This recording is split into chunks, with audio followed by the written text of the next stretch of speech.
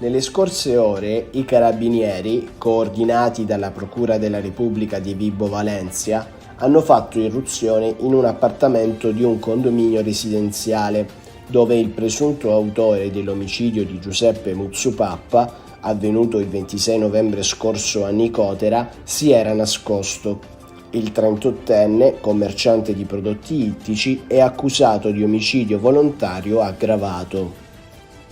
Gli agenti della sottosezione Polizia Stradale di Fuorigrotta, grazie ad una segnalazione del personale di Tangenziale di Napoli SpA, hanno accertato lo scarico abusivo di rifiuti in numerosi sacchi neri nei pressi dell'ingresso dello svincolo Camaldoli.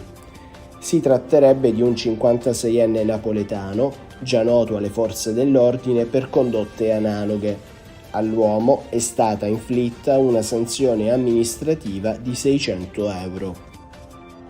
Nel corso di un litigio per problemi di natura privata, il nipote procura allo zio una profonda ferita da taglio al ginocchio destro, col lancio di un coltello, e quasi contestualmente gli sferra un morso all'orecchio destro, causandogli delle escoriazioni per poi darsi alla fuga.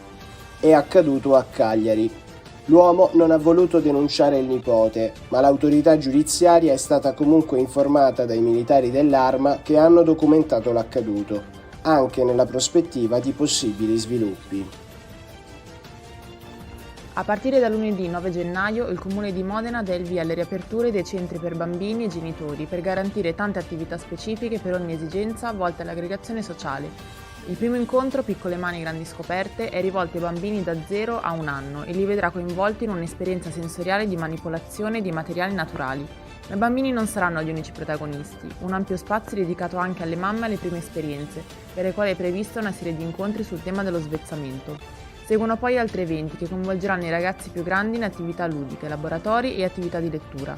Sempre a partire dal 9 gennaio riapre anche la ludoteca Strapapera, uno spazio dedicato ai giovani fino ai 18 anni e agli adulti che li accompagnano, a cui verranno proposte attività di dialogo e aggregazione.